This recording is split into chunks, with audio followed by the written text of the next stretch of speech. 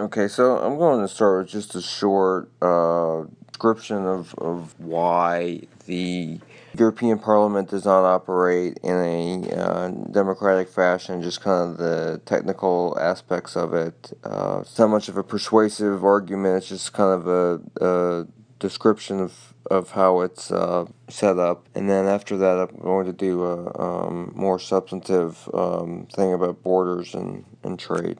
When there's a general election and people vote for parliament, they pretty much know what they're getting. If you vote for a Labor candidate at the last election, you were voting for that person to then go to parliament and support Ed Miliband for prime minister. And it's also useful the fact that even the prime minister and members of the cabinet, they only continue as long as they represent their own constituencies. That there were a number of Liberal Democrat members of the cabinet in the coalition government from 2010 to 2015 that were directly voted out. Labor's, I believe he was the shadow chancellor, Ed Balls was also voted out. So you can vote out substantial people just by the constituency not wanting them to represent them anymore. I mean, when you vote in your member of parliament, all the members of parliament get together and pick a prime minister. The prime minister picks the cabinet ministers, so, and basically the group of members of parliament who comprise the government. And so, in a similar manner, there's a person appointed to be a European commissioner. And so the president is the president of the European Commission is chosen, and it's always been a he so far.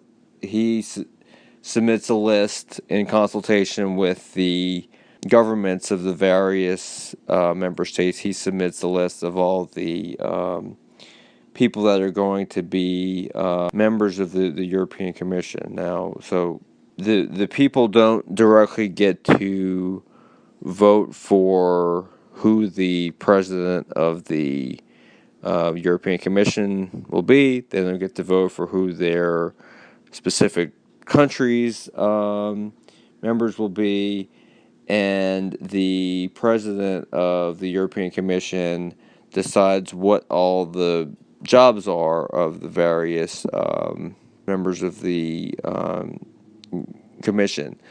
The European Parliament has an up or down vote on that list, but they can't say we don't want that person, we're going to vote them out.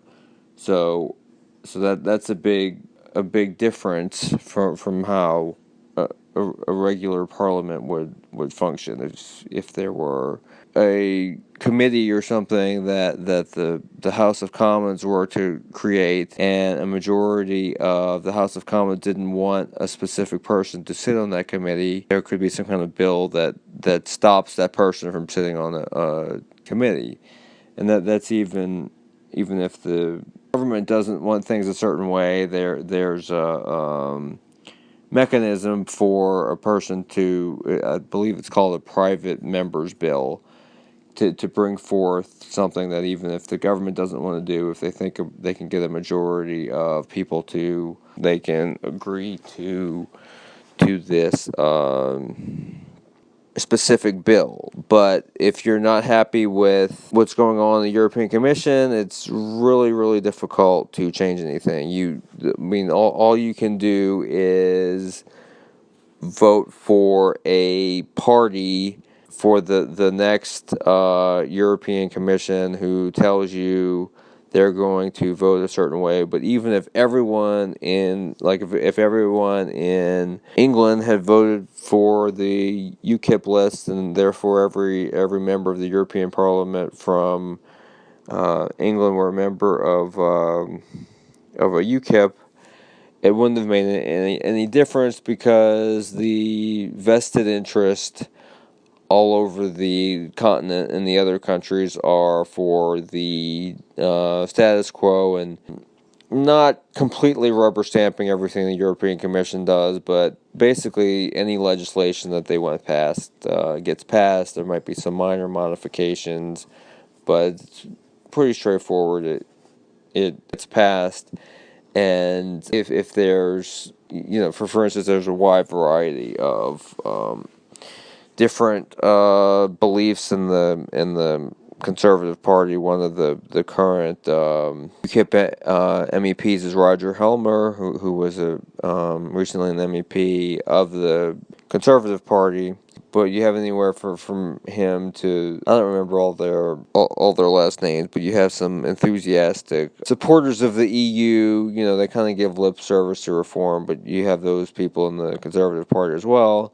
So a person voting for the Conservative Party for the European Parliament in the UK doesn't even necessarily know, who they're going to get, or it might be if there's a few different Conservative MEPs for a given region, one of them might be really good, another one might be really bad, and it's just there's so many different steps that isolate the European law from the democratic will of the people, especially if you want to isolate that democratic will down to a specific country.